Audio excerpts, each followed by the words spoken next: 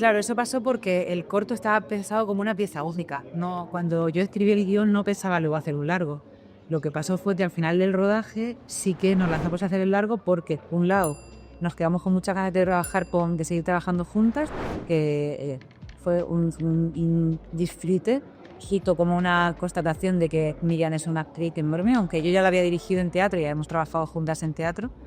Pero con la experiencia del corto yo me quedé con muchas ganas de más. Y luego también el personaje de Ángela siguió como sobrevolándome y tenía la sensación de que tenía mucho más que contar. Entonces, a partir de ahí empecé a hacer entrevistas a madres sordas para que contase sus experiencias durante el embarazo, el parto y la crianza. Y tenía muchas ganas de ver qué pasa si esta pareja realmente pues, tenían la criatura y eso me permitía profundizar en el vínculo entre el mundo oyente y el mundo sordo a través de la pareja, pues contar tanto las partes más bonitas y más ricas de ese vínculo, pero también las más oscuras o eso más difícil. Hubo muchas decisiones que tomamos en relación al tema que atraviesa toda la película, que es la sordera.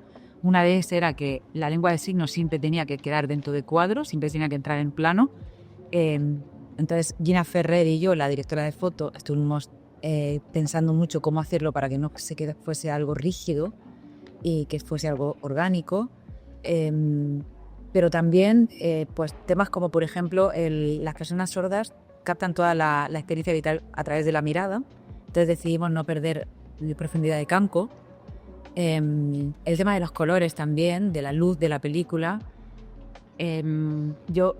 Hicimos una pequeña exploración de pinturas de pintoras, pintores sordos, y ahí comprobamos que los colores, a la hora de repescar el mundo, los colores eran muy puros, con lo cual decidimos no usar filtros y que toda la pureza de los colores entrase. Y luego también hay decisiones de planificación que tienen que ver con el arco dramático de la peli, como por ejemplo que al principio siempre están siempre los vemos en plan con puntos a Tela y a estos, luego Ángela siempre está también al principio más integrada en el entorno y luego la vamos separando.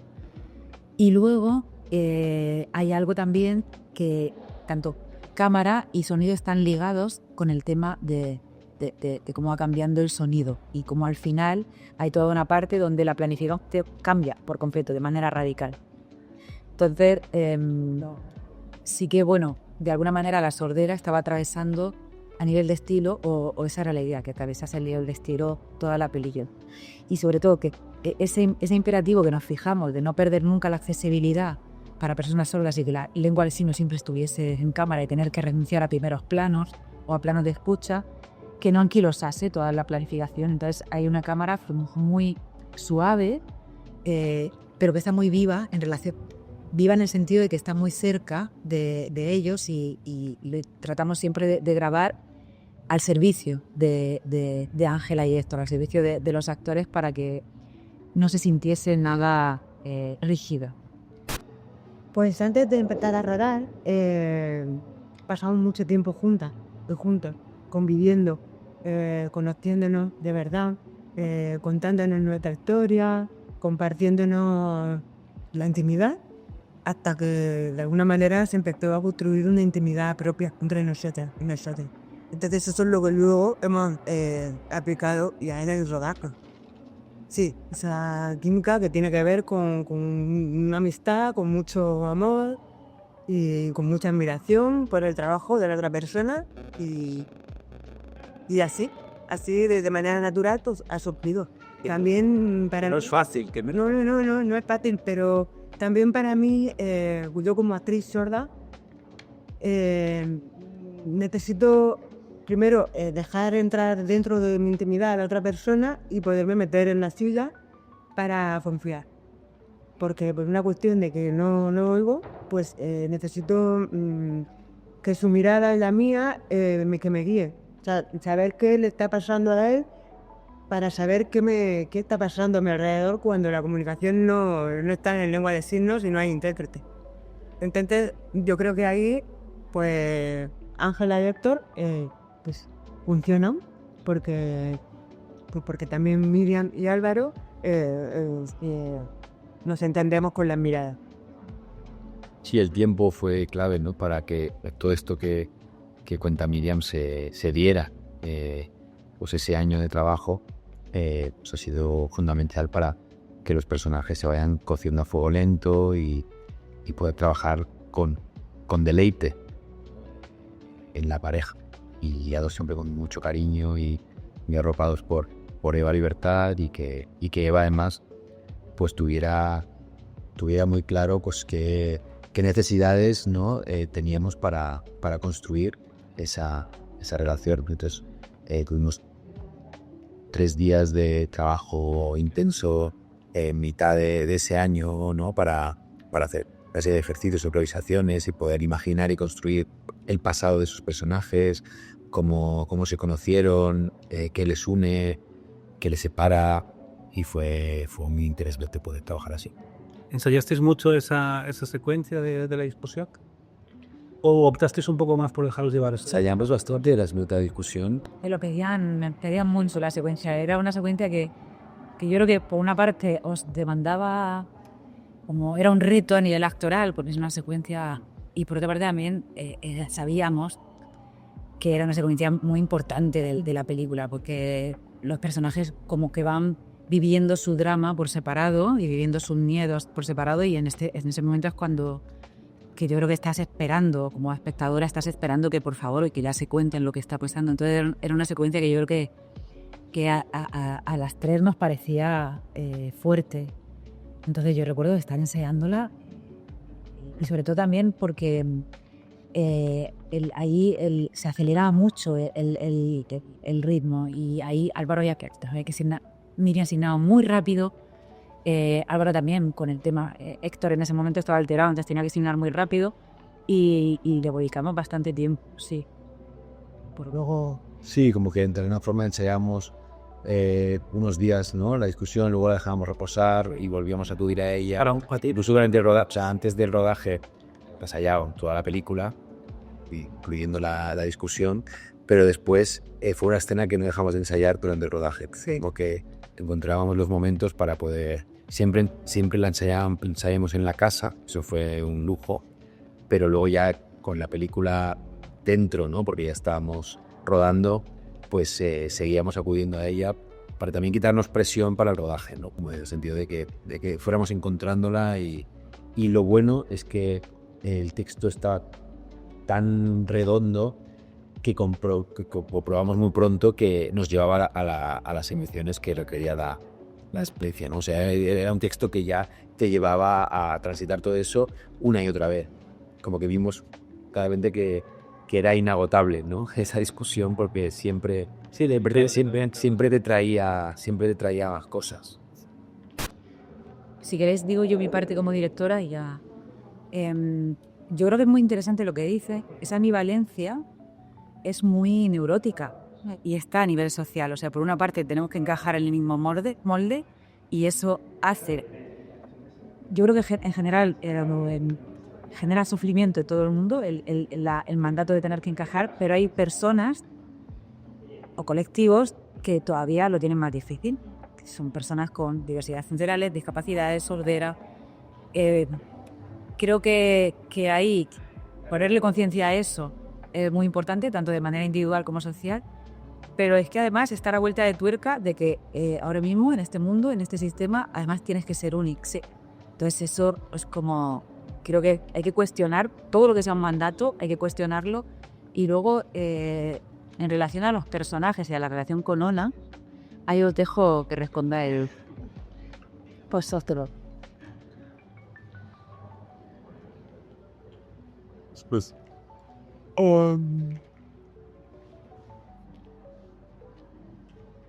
Bueno, volviendo un poco a la pareja, sí que Héctor y Ángela dicen en la película pues que tienen una burbuja donde, pese a las adversidades que tienen como pareja mixta, pues son felices, están muy unidos, se han creado una entidad y se sienten una pareja, como dices, única en ese sentido. Y cuando llega pues la criatura, pues todo se pagalea. En el caso de Héctor, siempre con Eva y y evidentemente también yo no sé esa relación, pero lo que tiene que ver más con el propio Héctor, ¿no? Y con lo que la propia Ángela descubre de él, es que él mismo no, o sea, siempre ideamos con Eva que él se sorprende también de lo que le pasa con su hija y de cómo de alguna forma está cambiando esa relación. Y entonces, bueno, me parecía interesante en esa dirección ver cómo las personas muchas veces no sabemos cómo vamos a reaccionar en diferentes situaciones y diferentes etapas de vida. Y eso es lo que más me ha interesado del arco de Usasoma. Para Ángela, yo creo que, la relación que han construido antes de que llegue la criatura ya es una relación, digamos, estable, de paz.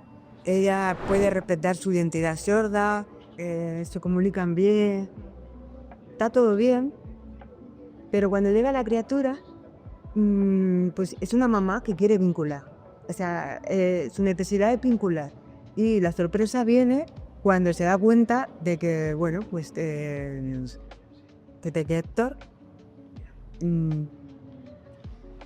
por su condición de oyente, pues encuentra ventajas y encuentra prisa, y la rapidez le hace usar la voz, dejar la lengua de signos un poco retagada, en fin, eso le duele.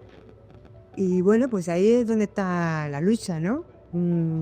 Y donde los dos personajes tienen que comunicarse desde otra dimensión diferente, ¿no? Que ya teníamos superada, creían.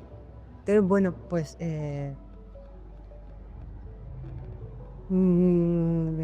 pues para Ángela es algo frustrante, doloroso. Creía que ya habiéndolo conseguido una vez, ya para siempre, ya lo tenía conseguido, y no, la historia se va a repetir otra vez ahora por la situación que abordan juntas. Entonces, bueno, va a ser algo que no va a estar pasado nunca, que va a estar siempre relacionándose con ella. Entonces, bueno, entonces... Cuando yo digo, yo no quería nunca hacer una tesis sobre sordera, no queríamos hacer una sorda ejemplar, y hay veces que me dicen, ya, pero la sordera está ahí. Y sí, la sordera está ahí, claro, toda la película está atravesada por la sordera, pero yo le he puesto, o sea, lo que a mí me apetecía trabajar también otros temas que es lo que tú estás pidiendo, o sea, me apetecía meterme en una pareja que se quiere, que se extiende, que tiene una voluntad clara de estar juntos, pero que cuando empiezan los problemas todo se complica y empiezan a no entenderse. ¿Y qué pasa ahí? O sea, me interesa también mucho una idea que he comentado también antes con compañeros, que es esta idea de que por mucho que queramos acompañarnos y querernos y liderarnos, hay un lugar al que no podemos seguirnos, es decir, en la habitación. Y viceversa, hay un lugar al que no nos pueden seguir y donde siempre vamos a estar solas. Y creo que eso también pasa en esta relación con Ángela. Esto le pasa en todas las relaciones, pero también pasa en las relaciones madre-hija y en cualquier relación.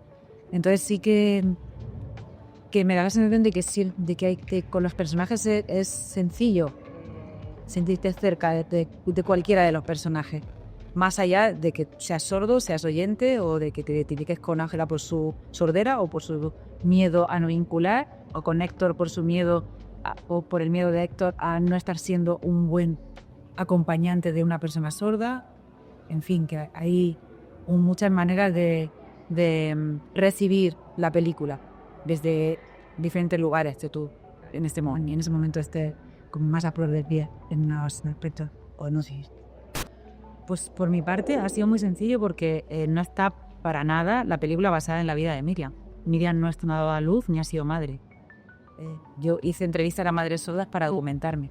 Entonces, lo único que sí que viene de mi vínculo con Miriam es esa sordera que salpica toda la película, esos problemas que tiene que atravesar Ángela y que tienen que ver con que yo he visto a Miriam durante toda la vida luchando contra barreras comunicativas, contra una invisibilidad, con una lucha por tener autonomía en una sociedad que le quita autonomía, y eso sí está, pero el resto no tiene nada que ver con y con Lidia y conmigo hay cosas de mí en la película. Sí, hay cosas, claro, siempre hay cosas que ponemos en la historia, cosas que yo he oído o que he visto, pero tampoco había mucho riesgo en ese aspecto por mi parte. Sí, antes yo decía que, bueno, el personaje de Ángela es sorda, pero hay tantas formas de ser sorda como formas de ser oyente. Entonces, cada persona sorda tiene su sordera, su forma de sentir, de percibir, de pensar, en fin. Entonces, Ángela, antes a una compañera le he dicho que Ángela a los 2 años perdió la audición, pero todavía no sabía el lenguaje, o sea, no sabía castellano, lo tenía incorporado. Entonces, eso significa que es prelingüística. Pero en mi caso, como actriz, ya Miriam, yo lo perdí a los 7 años. Entonces yo ya tenía castellano incorporado. Por lo tanto, soy post-lingüístico. Entonces, las formas de diccionar, de colocar la voz, de acceso a la lectura, de acceso a la comunicación son totalmente diferentes. Entonces, para mí eso ha sido fácil porque yo con el personaje de Ángela solo comparto las barreras de comunicación del día a día. Los sentimientos y las emociones de frustración, de falta de apoyo, de felicidad cuando consigues algo, en fin. Pero todo lo demás son experiencias totalmente diferentes. Entonces, para mí no ha habido confusión en ese sentido. Porque Ángela es una persona totalmente diferente a mí. Pero también puntualizo que esta pregunta es muy interesante porque la mayoría de periodistas me la dicen. Pero yo me pregunto, a una persona, a una actriz oyente, cuando hace una película, se le pregunta, oye, ¿cuánto del personaje hay en ti? Casi nunca no. O te responden, sí, un poco, porque todos los personajes que están dentro de mí, una parte, soy yo. Pues esa sería la respuesta. Porque parece que en las películas, cuando hay una persona con discapacidad, solo por estar ahí, así es, no tiene nada que hacer. Y no, las personas con discapacidad, a que seamos actrices o que las contratas para estar dentro de la peli, y cambian su sentido de humor, la forma de comunicarse, la forma de mirar, la forma de caminar, en fin, eso es construir un personaje también. Entonces, para mí, todo ha sido coincidido.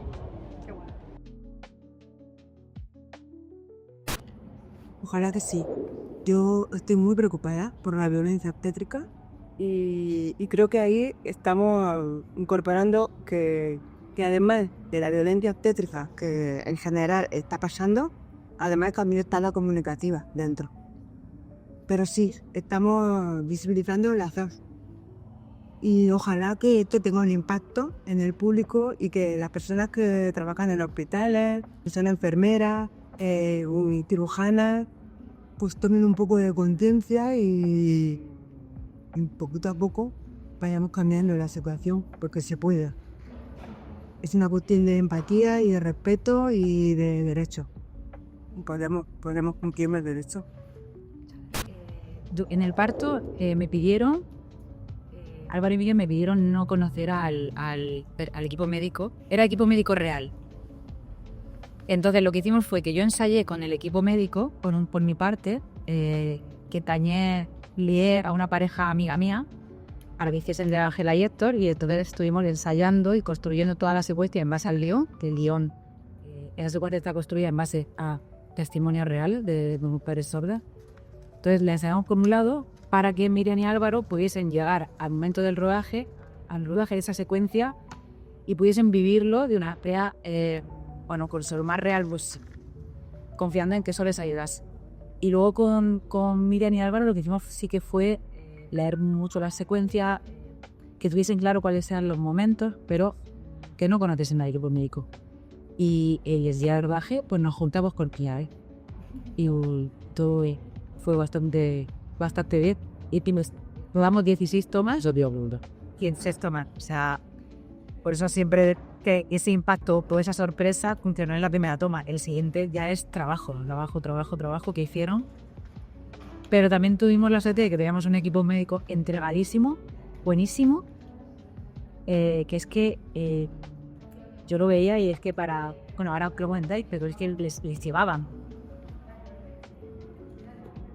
y íbamos como en un tren montado y antes con Libertad ya habíamos pactado, digamos, como los pasos por los lugares por los que teníamos que pasar a nivel de sentimientos, de emoción, de acción, porque también hay acción cuando se le quita la mascarilla y sobre todo contacto entre nosotras o nosotros dos, porque bueno, ahí Ángela está de alguna manera independiente del compañero de esta.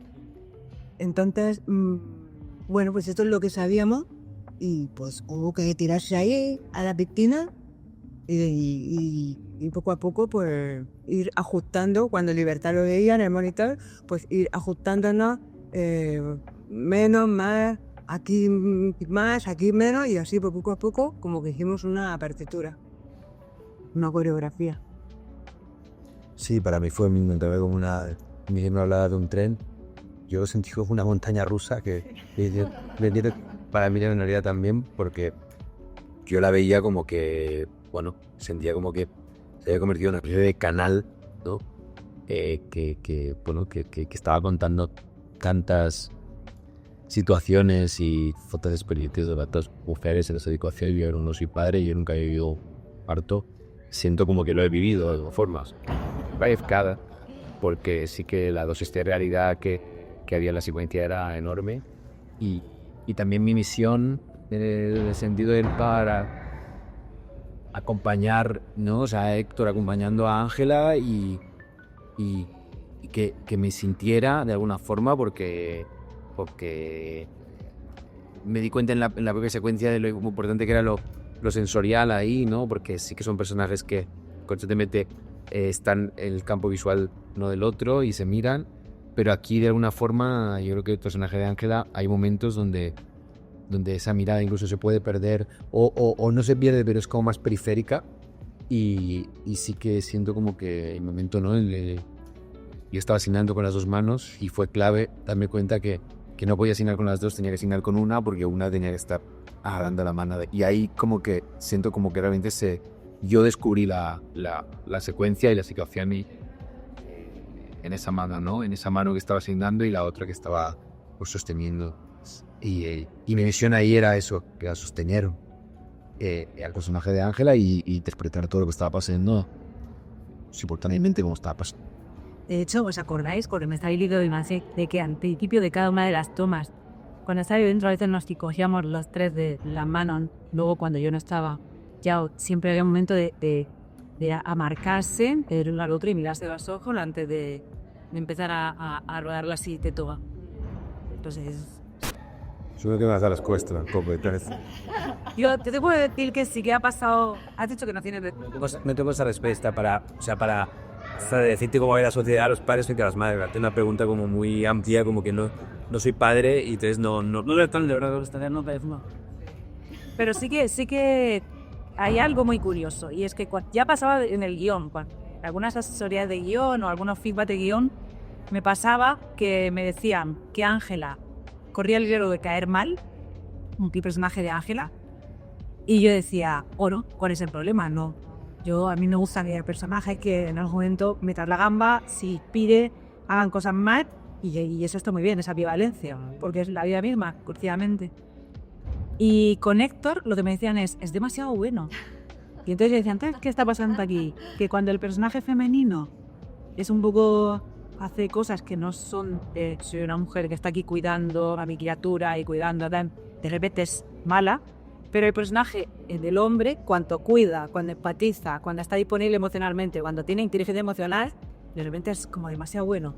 Y eso fue algo muy, muy consciente. O sea, que yo quería hacer un personaje masculino así, con esta masculinidad, que además es una masculinidad real, que yo he vivido. O sea, que he vivido, no, que he tenido parejas así, que veo, pero que luego no hay tantos ejemplos en el cine. Y creo que está bien también de hacer a hombres que son un desastre como padres, que son un desastre como pareja, de uno de mi querido. Como Pales, sí, eso está, pero también conocemos a estos hombres y a mí le gusta talentar así en una gran pantalla. Y con el personaje de Ángel igual, pero a la inversa. Y yo quiero ver también a mujeres que, no sé, que van y una noche no pueden más y salen y se borrachan demasiado y luego quieren llegar y quieren abrazar a su pareja y si realmente pues tiene que vivir un momento de rechazo, no pasa nada. Vale, pues a mí Álvaro me lo recomendaron, o sea, hablando con la directora de casting muy al principio, o sea, un año y pico antes, salió su nombre. Y entonces yo lo que hice fue, ya conocía algunas de sus películas, pero me las vi todas y dije, parece bien, vamos a ver, vamos a hacerle vamos a hacer un euro. Entonces nos estamos los tres en Madrid. Bueno, primero estoy tomando un café con Álvaro, luego se sumó Miriam, estuvimos los tres y luego estuvimos en una tarde, hace tiempo, casi 3 horas, haciendo improvisaciones para que se conociesen. Entonces Miriam llevó unos cascos de vatio y unos audífonos. Entonces lo que hicimos fue, yo les planteé, vamos a imaginar que es la mañana del día siguiente a cuando nos habéis conocisteis la noche anterior. Entonces Álvaro ahí pudo pasar, y Miriam pudo pasar por ese momento en el que un chico oyente, un hombre oyente y una mujer sorda han tenido una noche de amor y tienen que empezar a construir algo parecido a una relación, porque los dos están interesados, pero entonces iban a salir cosas. Iba, por ejemplo, Álvaro, que le salía con una entrega de un para adelante, y pues Miriam era la que ponía la distancia de no sabes dónde te estás metiendo, no sabes de lo difícil que va a ser esto, no sabes lo difícil que va a ser una relación entre un hombre oyente y una mujer sorda. Entonces, lo que Álvaro siempre comenta es que él pudo vivir su carne propia algo parecido a lo que a Héctor empezó a seguir. Y luego además vino ya ese encuentro vino con estos signos aprendidos, pues igual signos aprendidos. Entonces ya nos demostró que era un nivel de compromiso y de entrega y tenía altísimas ganas de entrar en el proyecto que lo vimos como muy claro. Que yo en realidad empezamos a trabajar y ya me sentí muy cómoda y que solamente necesitábamos tiempo de trabajar, de concentrarnos, de que él poco a poco pudiese asimilar toda la información que conlleva la lengua del signo y la comunidad sorda, de nuestras tradiciones, nuestra forma de vivir y de estar. Pero el resto ya está hecho. Yo dije que sepa. Miriam lo pueblo parte seguro para mí es del British. Que cuando se fue a hablar, Miriam me cogió de las manos y me dijo, sí, fue mi papel. Bueno, lo primero es que a la persona sorda, como todavía hay muchas barreras de comunicación, es bastante complicado que puedan estudiar en la universidad. Con esto lo que quiero decir es que la mayoría de personas sordas trabajan en trabajos que son muy manuales. Carpintería, de limpieza, vendiendo lotería, en fin. Entonces tenía sentido que el personaje de Ángela, que sabíamos que le gustaba el arte y que tenía como un punto de vista como de hippie de la vida, buscábamos para ella un trabajo que tuviese el arte relacionado ahí y los manuales. Y ya luego... Claro, también había algo en esto que os comentaba de esta exploración que hicimos de pintoras y pintores sordos. Ahí había algo muy claro donde las manos y los ojos eran siempre elementos positivos, metáforas de lo positivo, de algo bueno, y la boca y la oreja siempre eran elementos negativos. Entonces eso también cobraba. Yo creo que las manos estuviesen presentes también en la película, pero sin hacer como planos de manos. Y entonces a eso se sumó que en Murcia, que es donde está rodada esta película y donde somos nosotras, hay una localidad que se llama Totana, que hay una tradición de talleres de alfarería muy grande. Y cuando yo era pequeña, todos los viajes que hacíamos era a talleres de alfarería, y yo tuve muy presente la alfarería, era algo que de toda la vida, y eran profesiones, o sea, había mucha gente profesionalizada en eso, y ahora ese oficio se está perdiéndose lamentablemente.